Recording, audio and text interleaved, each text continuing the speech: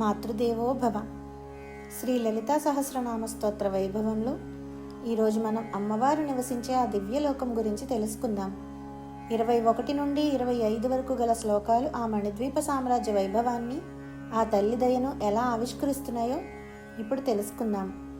అమ్మవారు మేరు పర్వతం యొక్క మధ్యలో ఉన్న అత్యున్నతమైన శిఖరంపై నివసిస్తారట.